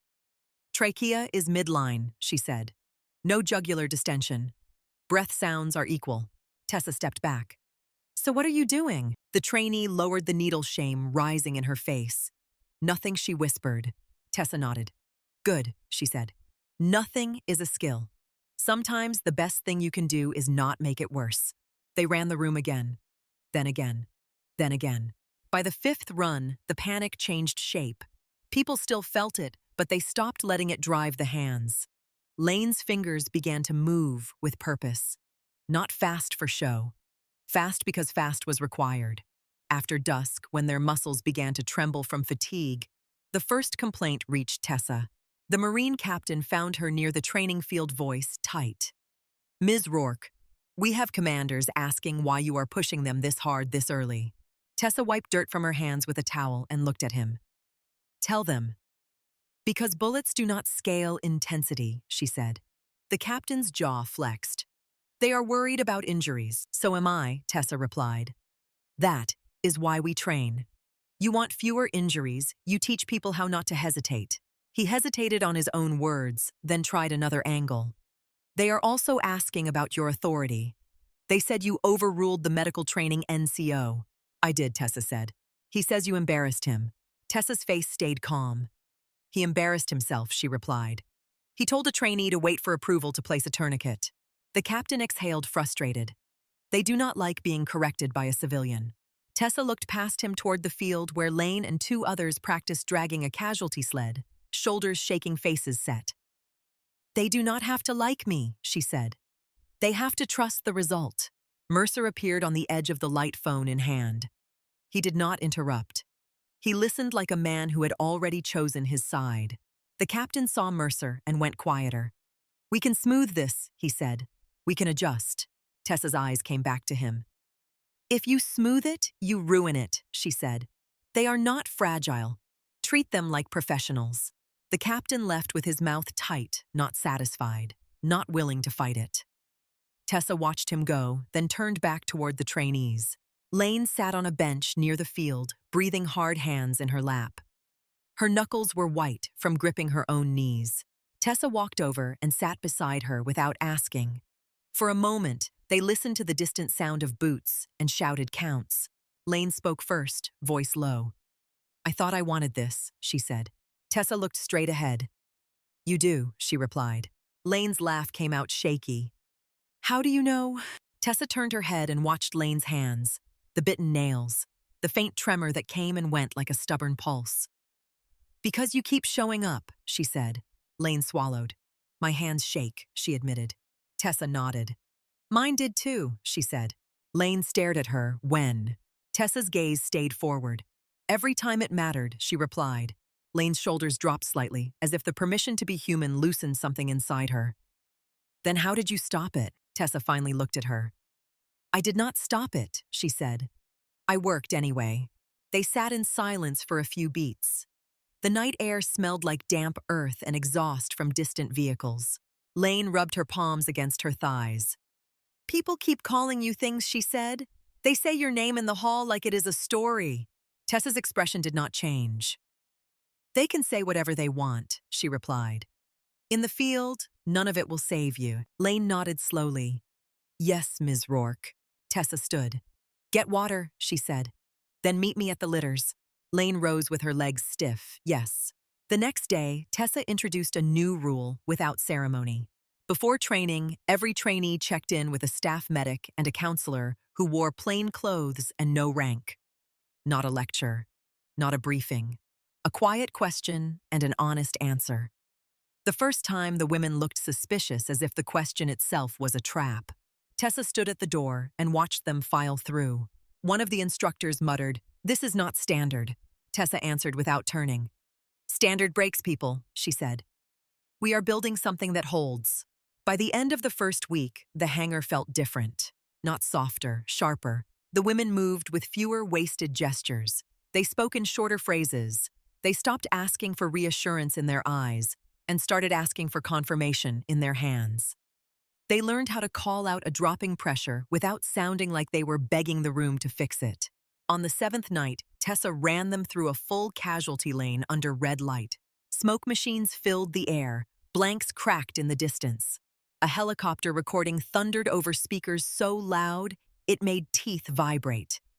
The trainees moved in teams of 2, one treating one, covering rotating roles every run. Lane dropped to her knees beside a mannequin with a leg wound and arterial bleed. Her partner fumbled for gauze. Lane's voice cut through the noise steady. Tourniquet high, she said. Now, twist until it stops. Her partner did it. The bleeding slowed. Lane checked airway, then chest, then pulse. Her hands did not shake. Her breathing stayed controlled. Tessa watched from the edge of the lane, stopwatch in hand, eyes locked on details. She saw the shift she had been waiting for, the moment when training became instinct. The timer beeped. Lane looked up at Tessa, sweat shining on her forehead. For the first time, her expression held something solid. Not pride, not relief, readiness. Tessa nodded once. Reset, she said. A phone buzzed in her pocket, sharp and out of place in the thick training noise. She ignored it until the lane cleared. Then she stepped into the shadow behind a stack of cases and checked the screen. Mercer's message was short. Briefing room. Now. Tessa slid the phone back into her pocket and returned to the light. Gear down, she called. Form up. 30 women moved into lined shoulders, squared eyes forward, breathing hard. Tessa walked to the front and faced them. Her voice stayed calm, but the air around her had changed. Listen, she said. When you hear your name, you move. The line held steady. 30 faces, sweat-streaked eyes, forward chests, rising and falling in unison. Listen, Tessa said. When you hear your name, you move. A few heads tilted almost imperceptibly. The kind of movement that meant they were trying to hide nerves from the person standing in front of them. Lieutenant Harris appeared at the hangar doorway, breath-quick sleeves rolled up, badge swinging on a lanyard. He did not call out. He raised 2 fingers and pointed to Tessa, then to the side door. Tessa understood. She turned to the formation. Harper Lane, Diaz, Kim, Jensen. With me. 4 women stepped out without asking why. Boots hit the concrete in a clean cadence. The rest stayed frozen eyes, tracking their teammates like they were watching someone walk into a different weather system. Tessa led the 4 through a side corridor into a small briefing room that smelled like dry erase markers and old air conditioning. A map was already pinned to a board. Blue water, a chain of islands, a handful of red circles that looked too neat to represent anything real. Mercer stood near the table with his hands braced on the edge. The Marine captain from earlier was there too, jaw-tight, eyes tired. 2 men in plain clothes sat in the corner, both wearing the kind of stillness that did not belong in classrooms. Harris closed the door behind them. Mercer did not waste time. We have a situation in the Caribbean corridor, he said. Joint team doing a boarding intercept. Their corpsman went down. Their officer is unconscious. They are pinned and cannot move. Lane's eyes widened, then narrowed. She did not speak.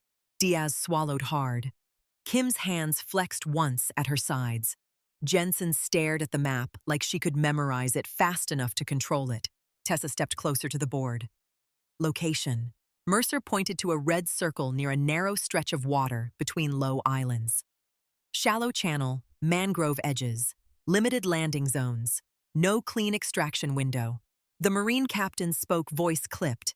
They requested med support and a leadership override. They are bleeding time. Tessa looked at Mercer. How long since first contact? 40 minutes, Mercer replied. They have been holding behind a hull for most of it. Tessa's gaze sharpened. Who is the casualty? Mercer hesitated for half a beat. Not Vale, he said. A team lead. Commander Rowan Slade. Special operations. Classified enough that even the nurses on Belvoir do not see his face. Tessa nodded once. Names mattered less than blood loss.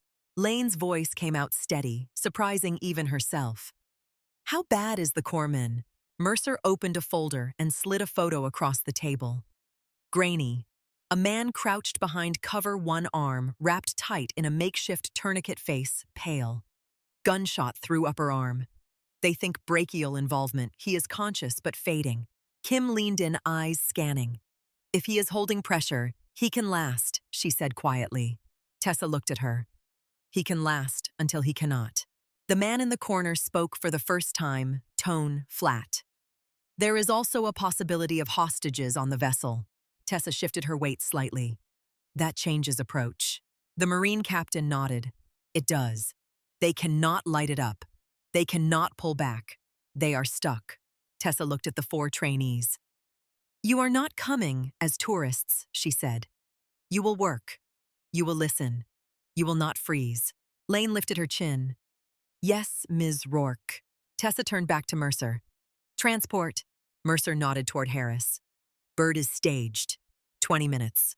Tessa looked at the trainees again. Gear, now. They moved. The armory smelled like oil and metal, the kind of smell that got into skin and stayed there. Tessa watched Lane and the others check their kits with hands that were more sure than last week. Tourniquets counted, gauze packed, chest seals flat, needles secured, scissors in the same pocket every time. Tessa did not overtalk. She let the preparations speak. Outside rotors thumped deep and heavy, vibrating through the ground before they reached the ears. A helicopter waited under a wash of floodlights. The crew chief signaled them in face hidden behind gear. As they approached, Lane's eyes flicked toward the open ramp, then to the darkness beyond it. She took one breath, then another, and stepped aboard. Inside, the air was loud and cold. The floor vibrated. The smell was fuel and rubber and something sharp that always made Tessa think of field antiseptic. Mercer climbed in behind them and clipped into a harness. Harris remained at the door, leaning in just enough to be heard. Rules of engagement are tight, he shouted over the rotor wash. You are medical support. You stay on comms. You do not freelance. Tessa looked at him, expression calm. I do not freelance, she shouted back. I work. Harris nodded, then stepped back. The ramp began to close. The world outside turned into a rectangle of night, then a line, then nothing. The helicopter lifted. Lane sat opposite Tessa, knees braced, helmet strapped, hands resting on her bag like it was an anchor. Diaz sat beside her, eyes closed, mouthing something silent. Kim stared at the floor, breathing in a controlled rhythm. Jensen kept looking at the cargo netting, then away, as if her eyes were trying to find a place to land. Tessa watched them without staring. She remembered being young in a metal box like this, thinking calm was something you either had or did not. She remembered learning that calm was built one decision at a time. Mercer leaned toward her, speaking directly into her headset. We have a live feed from the team leader's camera. You will see it when we get closer. Tessa nodded once. The flight took them over dark water that caught faint moonlight in broken pieces. Below, the ocean looked indifferent. Above the cockpit, lights glowed dim red. Then the screen on the wall flickered on. A shaky image, a narrow deck, mangrove shadows, gunfire flashes that lit the frame for a split second at a time. Voices layered over each other. Contact left. Hold. Dock is hit. A man's breathing came loud and wet through the mic. The camera swung down to an arm wrapped in fabric. Blood soaked the cloth in a slow, spreading bloom. Lane's jaw tightened. Her eyes stayed on the screen. Another voice cut through, strained. Slade is down. He is down. The camera shifted, a body half hidden behind a low wall, a helmet knocked askew. No movement. Tessa's fingers curled once, then relaxed. Mercer's voice came through again. They are holding behind the vessel's starboard side. They cannot move the casualty to cover without taking rounds. Tessa spoke into her mic voice even. Patch me to their net. A crackle, a brief pause. Then a new channel opened heavy with breathing and shouted numbers. This is Raven, a voice said the word coming out like a reflex. Tessa answered without touching the name. This is Rourke. Give me a status. A man coughed, then spoke. We have one unconscious, one hit corpsman, 2 walking wounded. Enemy is in the mangroves, unknown count. We are low on cover. Tessa listened to the cadence. Fear was there, but discipline was holding. What is Slade's condition, she asked. Another voice came in closer to panic. He took something to the chest. He was talking, then he went quiet. We cannot get to him. Tessa's eyes stayed on the screen. She could see the angle of the body, the way the chest did not rise. Airway, she said. Who has hands on him? No one, the voice replied. We cannot. Tessa looked at Lane and the others. You heard that, she said. Lane nodded once. Yes. The helicopter dipped. The vibration changed. The crew chief signaled toward the ramp. The open door revealed black water and a small smear of light far ahead, low and unstable, as if someone had a flashlight they did not want to use. Mercer spoke into her headset.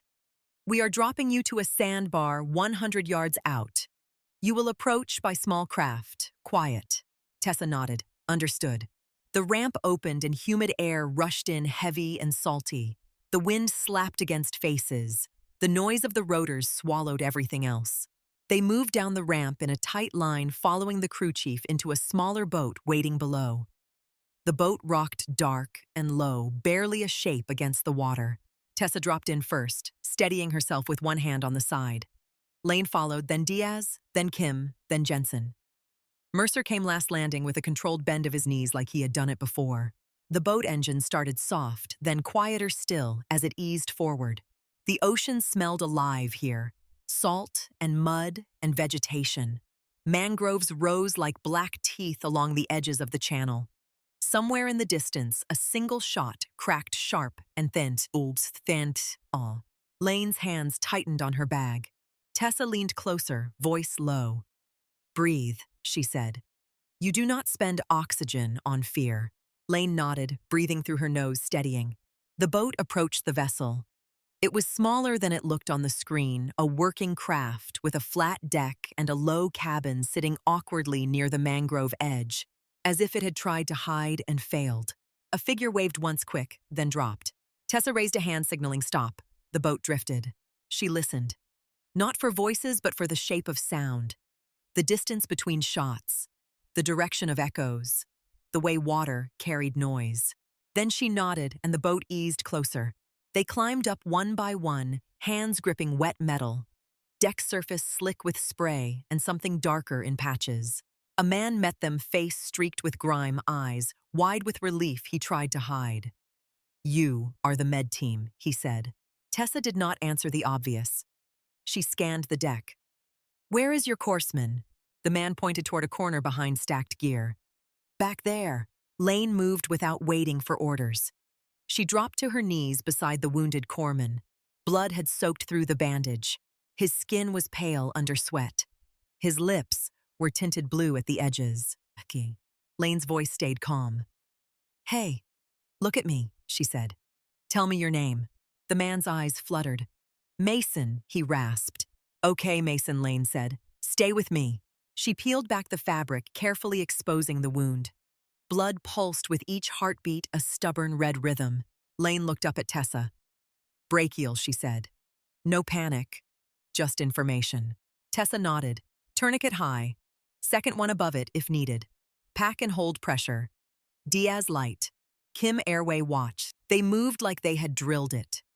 Diaz clicked on a small red light that barely glowed. Kim crouched near Mason's head, watching his breathing, one hand ready at the jaw. Jensen stayed on her feet, scanning the deck edge with a wide, focused stare, not looking for action, looking for angles. Tessa stepped away toward the low wall where Slade lay. As she approached, gunfire cracked again from the mangroves. A round snapped past and hit metal with a ringing whine. A man behind cover shouted, "Heads down." Tessa did not flinch.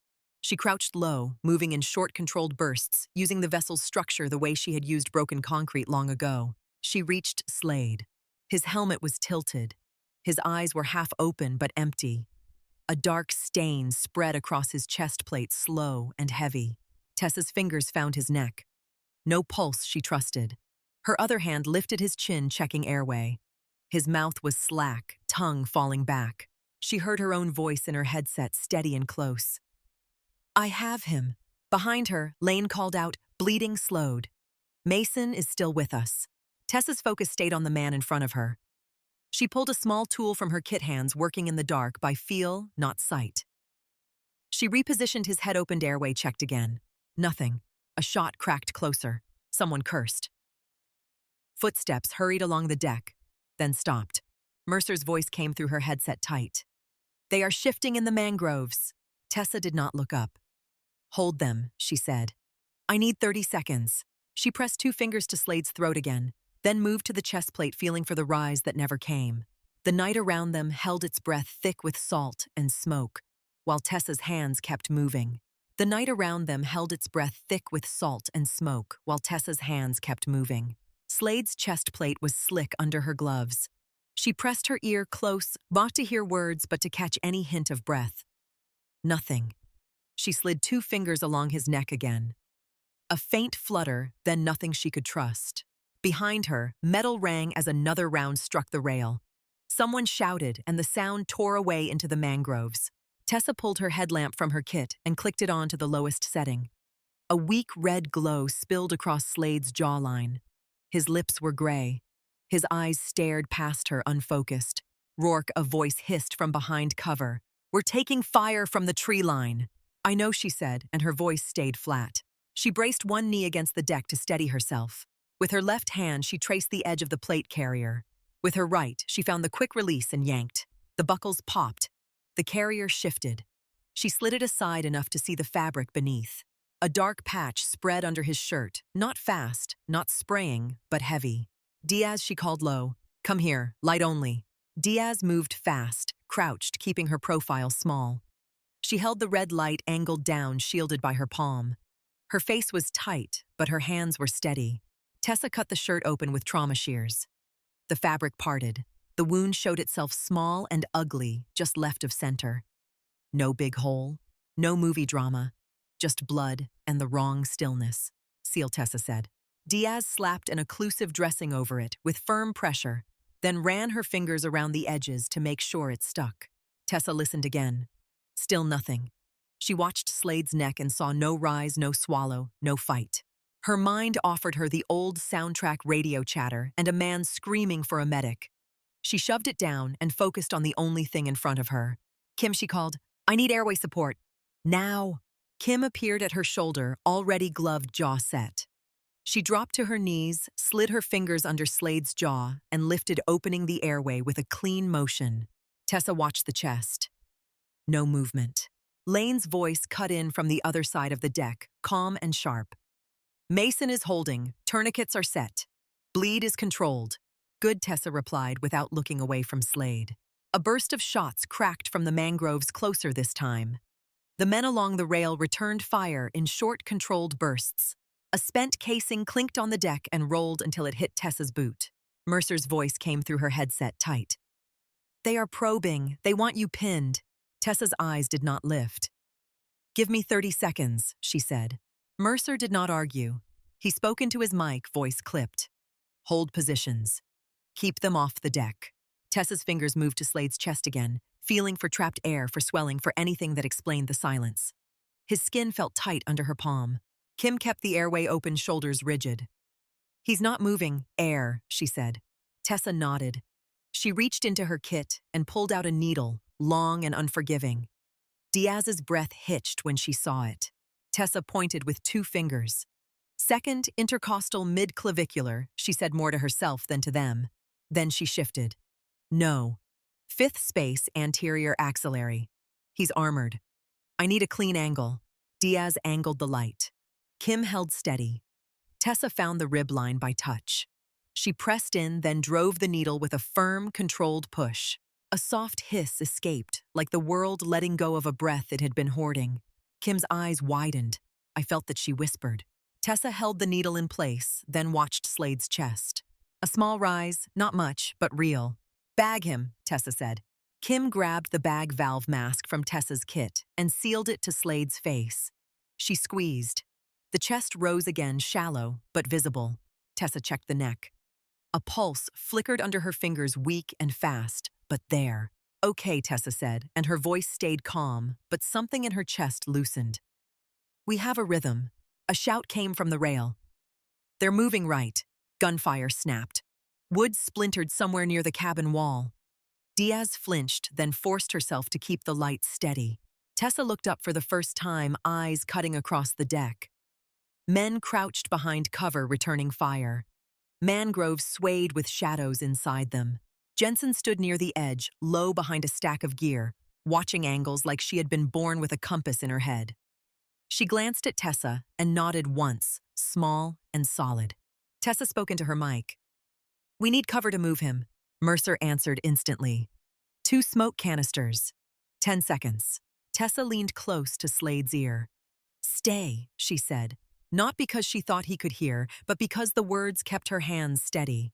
Lane called out again. "Mason's pressure is up." "He's talking." "Keep him warm," Tessa replied. "Do not let him sit up." Lane's voice stayed calm. "Already done." Mercer shouted a command to the team, and 2 canisters rolled across the deck. Smoke poured out thick and pale, swallowing the line of sight between the vessel and the mangroves. The gunfire changed, less accurate, now angrier. "Move," Mercer said. Tessa nodded once. "Diaz, Kim, you're with me. Jensen, you cover Lane. Lane, you stay on Mason until he's off this deck." Lane's answer came without hesitation. "Yes, Ms. Rourke." The words sounded different now. Not fear, not formality. A clean acceptance of responsibility. Tessa and Kim lifted Slade together. He was heavier than he looked. Armor and waterlogged clothes and the dead weight of a body that was still deciding whether to stay. Diaz kept one hand on the needle sight, the other on the dressing, guarding it like it was a door that could not be allowed to open. They moved in short bursts, crouched low, using the smoke as a curtain. The deck rocked under their boots. A round snapped through the haze and struck metal with a scream. Kim flinched, then clenched her jaw and kept walking. Tessa did not look at the mangroves. She looked only at the next piece of cover. They reached the low cabin wall.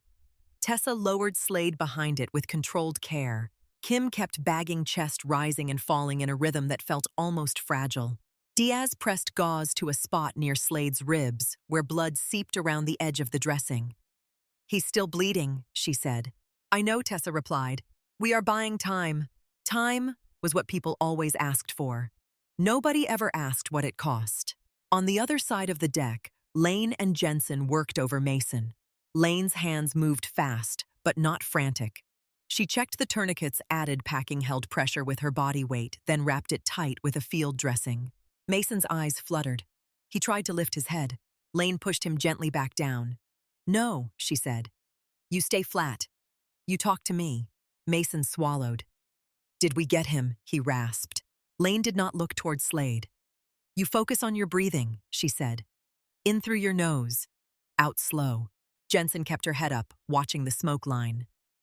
"They're pushing," she said quietly. "I can hear movement."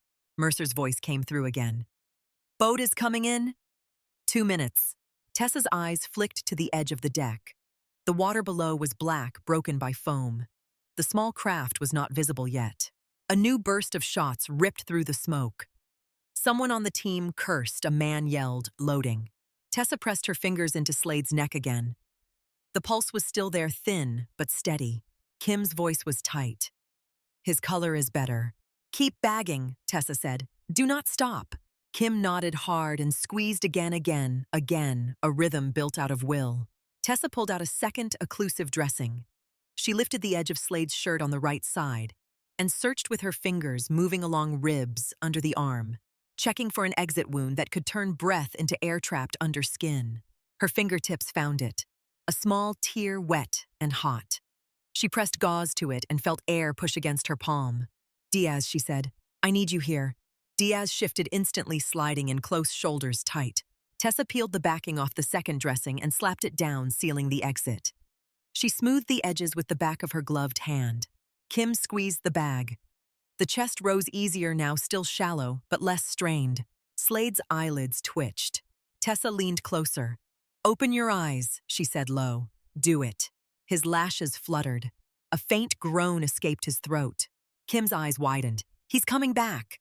Tessa did not celebrate. She checked pulse again. Stronger. Still fast. "Stay with him," Tessa said. "Do not let him move. Talk to him." Kim nodded and leaned in. "Commander Slade," she said, voice firm. "You are breathing. Stay still." Slade's mouth moved. No words. But he was present enough to fight. That was enough. Jensen's voice came sharp from the rail. "Boat is in." Through the thinning smoke, a low shape approached. The engine was barely audible, throttled low, hugging the shadow of the hull. Mercer shouted a command. Two men moved to the edge, weapons up, scanning the mangroves. Another tossed a line down. Tessa looked at Lane. "How's Mason?" Lane's answer came clean. "Bleed controlled. He's conscious. Weak, but steady." Tessa nodded. "You go first with him." Lane's eyes flicked toward the deck edge, then back to Mason. She did not hesitate. "Jensen, help me lift." Jensen moved in, and together, they shifted Mason onto a makeshift carry, using straps and a rigid board from the vessel's storage. Mason groaned and tried to sit up again. Lane held his shoulder down. "No," she said. "You stay with me. Talk. Tell me your favorite food." Mason blinked at her, confused. "What?" Lane's voice stayed steady. "Favorite food." Mason swallowed. "Burgers," he rasped. "Good," Lane said. "Tell me where." Mason's eyes fluttered, but he answered, pulled along by the thread she offered. "Back home, Tampa." Lane nodded like that was the most important information in the world. "Okay. Tampa burgers. Keep talking." They moved him toward the edge, low, protected by the remaining smoke. A round snapped and hit the railing near them. Jensen flinched, then adjusted her grip and kept moving. Her eyes stayed wide and focused, scanning the dark. They lowered Mason into the boat first. Lane went down with him, one hand still pressing on the dressing, the other gripping the side of the craft to keep her balance. Jensen stayed on the deck, crouched, weapon up now, covering the mangroves with a steady aim that did not look like bravado. It looked like practice. Tessa watched the transfer for half a second, then turned back to Slade. "Diaz, you stay on the needle sight," she said. "Kim, you keep bagging until he can breathe on his own." Kim's jaw clenched. "Yes." They lifted Slade. He groaned a sound that was both pain and life. His head lolled toward Tessa's shoulder. She leaned close to his ear. "Do not fight me," she said. "Breathe." His lips moved. A faint rasp came out. "Doc," he whispered, and it was not clear if he meant her or the idea of help. Tessa did not answer the name. She moved. They reached the edge. The boat rocked below, ready to swallow weight and water and whatever the night threw at them. Mercer's hand caught Tessa's elbow for a brief second. "We're tight," he said. "Go." Tessa nodded once. Diaz climbed down first, keeping one hand on the hull. Kim followed, still squeezing the bag, eyes locked on Slade's face. Tessa lowered Slade carefully, guiding his body into the boat's center, where the floor was most stable. Slade's eyes opened halfway. He stared at the darkness above, confused, then his gaze found Tessa. His mouth moved again. No sound. Tessa pressed two fingers to his wrist. "Stay," she said. The boat took on their weight and dipped, then steadied. Above them, Jensen dropped into the boat, last landing light. She turned immediately, weapon up, covering the deck they had just left. A new burst of shots snapped through the air. Bullets stitched the hull. Someone shouted above, but the voice was swallowed by distance and smoke. The boat engine rose a fraction, still quiet, but urgent. It pulled away from the vessel, slipping into the channel like a shadow trying to escape the moon. Lane stayed hunched over Mason, holding pressure, watching his face. Diaz kept her fingers on the needle sight, guarding it. Kim squeezed the bag valve mask in a steady rhythm until Slade began to take shallow breaths on his own. Tessa sat low in the boat, one hand on Slade's chest, feeling the rise, counting it, trusting it only when it repeated. Mercer crouched near the stern, speaking into his mic in tight bursts. Package is off deck. One critical, one wounded. Moving to pick up. The mangroves slid past black and close. The channel narrowed. The smell of mud rose heavy. Slade coughed weak, then tried to lift his head. Tessa pressed him down with 2 fingers and a firm voice. No. You stay flat. His eyes shifted, unfocused but present. His lips moved again. Where? You're alive, Tessa said. That is where. He blinked slowly, then let his head sink back. Lane glanced over, eyes bright with adrenaline. Ms. Rourke, she said, voice low. Mason is fading. Tessa leaned toward Mason and checked his pulse. It was weak, but there. Skin cool. Eyes heavy. Talk, Tessa told Mason. Mason's mouth opened, nothing came out. Lane tightened her grip on his hand. Tampa Burgers, she said. Tell me the place. Mason swallowed. Duffy's, he whispered, and his eyes fluttered. Lane nodded hard. Good. Stay with me. Tessa watched Lane for a beat and saw the shift. The fear was still there, but it had been put in a corner where it could not touch the hands. Ahead, the helicopter's lights appeared as a faint glow. Rotors thumped in the distance, deep and steady, a sound that cut through the water and into bone. The boat slid toward a sandbar. The crew chief waved them in with a low red light. Tessa braced as the hull scraped sand. Move, she said. They lifted Mason first, then Slade. The helicopter noise grew louder, washing the night in vibration. The sand kicked up and stung their faces. The smell of fuel hit like a slap. Lane climbed the ramp with Mason still holding pressure. Diaz followed, then Jensen scanning even as she moved. Kim climbed with Slade's bag in hand, ready to squeeze again if breathing faltered. Tessa went last, stepping onto the ramp and turning back for one brief scan of the waterline. Mangroves, smoke thinning, darkness closing in. Then she stepped inside and the ramp began to rise. The helicopter lifted and the sandbar dropped away. Inside, under dim red light, Tessa checked Slade again. Pulse present. Breathing shallow, but his own. The dressings held. The needle stayed in place. Lane sat opposite her with Mason's arm braced, eyes locked on his face. Stay with me, she repeated, quiet and relentless. Mason blinked, then whispered, okay. Tessa watched the trainees and the roar of the aircraft and felt something in her chest tighten. Not fear, not relief, something like recognition. The noise did not drown the focus. The motion did not break their hands. They were working, not performing. Slade's eyes opened again. He looked at Tessa for a long beat, then his gaze moved to the women around him, to Lane holding pressure to Kim, hovering with the bag to Diaz, guarding the line to Jensen, scanning the ramp. His voice came out rough. Who? Tessa leaned closer so he did not have to spend effort. Medical, she said. Stay still. His eyelids lowered. A faint nod. Then he let the darkness take him, not like collapse, like a body choosing to conserve. Tessa sat back and peeled one glove off, then the other. Her hands were smeared with blood and sand. She rubbed them together once, feeling the grit under her nails, the warmth that proved she was still in motion.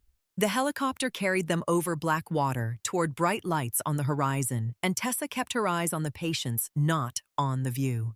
The helicopter rode the night hard and steady, its cabin filled with red light and the wet sound of breathing that had been borrowed and returned. Tessa stayed close to Commander Slade, watching his chest rise on its own now, small but stubborn. Across from her, Harper Lane held Mason's arm like it was the only thing keeping him in the world. Diaz kept pressure where blood wanted to argue. Kim counted breaths under her own, matching the rhythm until it stopped feeling fragile. Jensen kept her eyes on the ramp, scanning shadows, even though the only shadows left were inside the aircraft. When the lights on the horizon became a runway, the crew chief tapped the floor twice and pointed. The helicopter dipped, then settled. The moment the skids touched ground, the ramp opened and the night rushed in with the smell of fuel and sea air. A medical team was already running toward them. Not ceremonial, not curious, just fast. 2 patients, Mercer shouted over the rotors. One chest trauma, one vascular bleed, both stabilized. Tourniquets in place, needle decompression, performed occlusive dressings, sealed. Hands reached in. A gurney rolled up, straps clicked. Someone called out vitals that sounded better than they had any right to. Slade was lifted first. His face was pale under the harsh lights, but his pulse held. His eyelids fluttered once as they moved him, and his mouth formed a sound that barely existed. Tessa leaned close. "You are not done," she said quietly.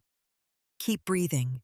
He did not answer, but his chest rose again, and that was enough. Mason was next. Lane climbed down with him, one hand still pressed to the dressing, her other hand gripping the gurney rail to keep pace. A medic tried to take over, and Lane did not fight him, but she did not let go until the man looked her in the eyes and said, "I have him." Only then did Lane step back. The rotors powered down. The world returned to normal sound in layers. Boots on asphalt, radios low, the distant hum of generators. The quiet that comes after something loud has passed. Tessa peeled off her gloves and looked at her hands. Blood in the creases. Sand under the nails. The skin at her knuckles tight from gripping.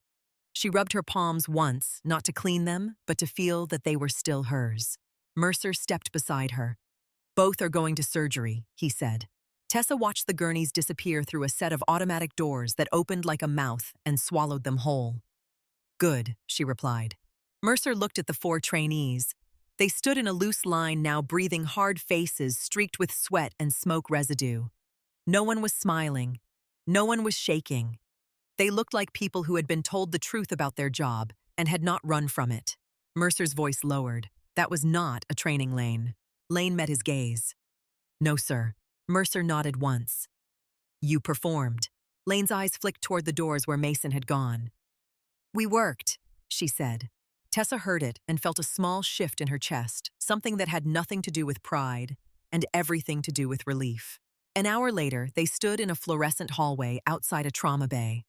The air smelled like antiseptic and stale coffee. The floor shone too bright for the hour.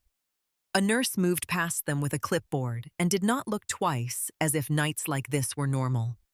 Nights like this were never normal. People just learned how to pretend. A surgeon came out first, pulling his mask down. He looked at Mercer, then at Tessa, then hesitated as if he was deciding which version of reality he was allowed to speak. "Commander Slade is alive," he said finally. "We repaired the injury. He will be in ICU for a while." Tessa did not move. "And the corpsman? Mason will keep his arm," the surgeon replied. "It was close. Your tourniquets bought us the window." Lane's shoulders dropped a fraction, the first real release she had allowed herself since the deck. She pressed her lips together and nodded once hard, as if any softer movement might spill emotion she did not want in public. Mercer exhaled and looked at Tessa. "He is alive," he repeated, like the words mattered more if he heard them twice. Tessa's eyes stayed on the closed doors. "Keep him watched," she said. "Do not let anyone decide he is stable and walk away." The surgeon blinked, then nodded. Yes, they did not linger. Mercy in places like this was often just motion. Mercer guided them out through a side corridor, away from the main waiting areas, away from curious eyes. A briefing room waited down the hall, already lit, already prepared, as if someone had been certain they would arrive. Inside, a screen showed a map. Not the mangroves, not the channel, but a wider view. Dots routes, times clean lines that tried to turn chaos into something organized. A man in a suit stood at the front. He was not the one from the Fort Meade table, but he carried the same calibrated stillness. 2 uniformed officers sat with notebooks open. A civilian analyst typed without looking up. "Ms. Rourke," the man said, "we need a debrief." Tessa sat finally because she could feel the fatigue sliding under her ribs. The trainees sat in a row behind her backs, straight hands on knees, eyes forward. The debrief was short and blunt. Times, decisions, what worked, what failed, who moved, who froze, how long the smoke held, where the enemy pushed, when Slade regained spontaneous breathing. When Mason started to fade, Tessa answered without embellishment. Lane answered when asked, her voice steady. Diaz described the bleeding control without drama. Kim explained the airway support like it was math. Jensen spoke about angles and sound and movement, the way the mangroves carried footsteps, the way gunfire changed when they lost line of sight.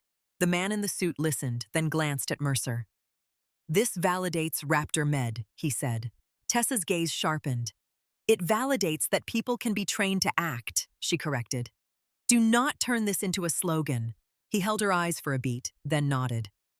"Understood." An officer leaned forward. "We want these 4 recognized," he said, looking past Tessa at the trainees. "Officially."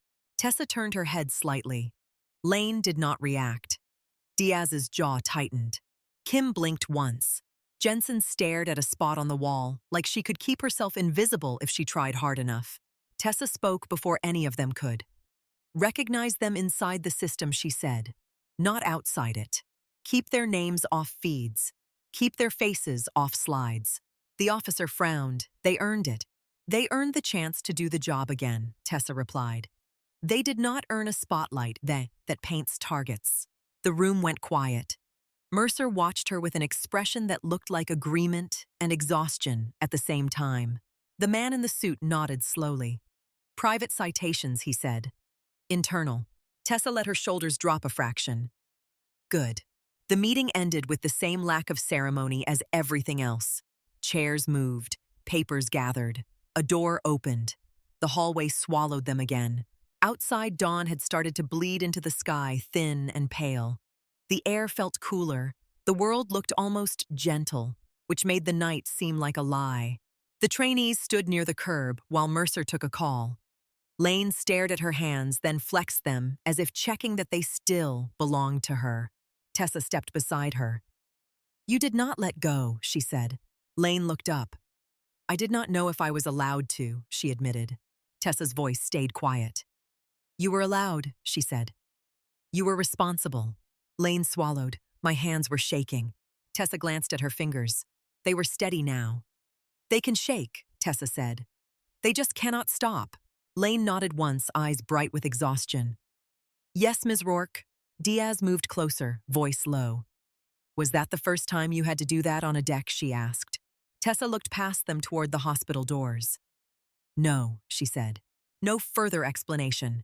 She did not owe them her ghosts. Not yet. Maybe never. Mercer returned and motioned toward a waiting vehicle. "We are going back to base," he said. "Then Fort Meade."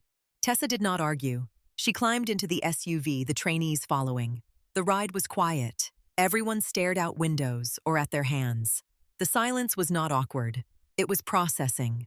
Weeks passed the way they always did after a night like that. Not in a clean montage, but in paperwork and soreness and new bruises and drills that got sharper because now the stakes had faces.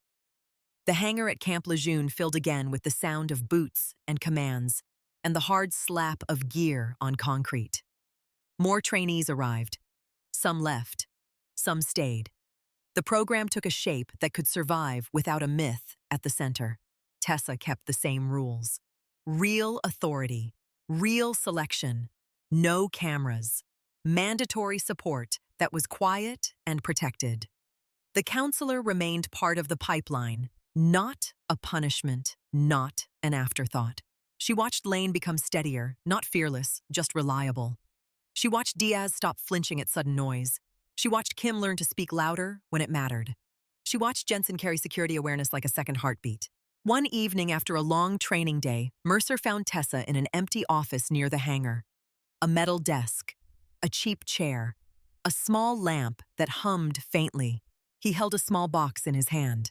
Tessa did not look impressed. "No," she said. Mercer set the box on the desk anyway. "Private," he replied. "No press. No photos. No speech." Tessa stared at it for a long moment, then opened the lid. Inside was a simple metal. Nothing dramatic. No glitter. Just metal and ribbon and the weight of a system trying in its own imperfect way to say it saw her. Mercer watched her face. "For service," he said. "Past and present." Tessa closed the box. "I do not need this," she replied. "I know," Mercer said. "That is not why it exists." Tessa sat back and let the chair creak under her weight. For a moment, she was very tired. Not the tired that sleep fixes, the tired that comes from being pulled out of hiding again and again by other people's emergencies. She slid the box into a drawer and shut it. Mercer glanced at the drawer, then at her. "You are going to leave it there." "Yes," Tessa said. "It can stay quiet." Mercer nodded once. "They asked if you would attend a larger ceremony." Tessa's eyes lifted. "No." Mercer did not argue. He had learned where her lines were. Later on a different morning, she sat on a commercial flight again. No escort. No extra radio chatter. No pilots calling her anything. Just a normal boarding announcement and a tired flight attendant smiling on autopilot. Tessa took a window seat and rested her hands in her lap. The clouds outside looked the same as they always did. Soft, uninterested, infinite. A man beside her asked, "Business or pleasure?" Tessa looked at the sky. "Just heading home," she said. He nodded and turned to his phone, already forgetting her. That was fine. When the plane lifted, she closed her eyes. Her breathing slowed. For the first time in a long while, the quiet did not feel like running. It felt like permission. If you stayed with this story to the end, I would love to know where you are watching from. Drop your city or country in the comments. And if you want more stories told like this, please hit like and subscribe.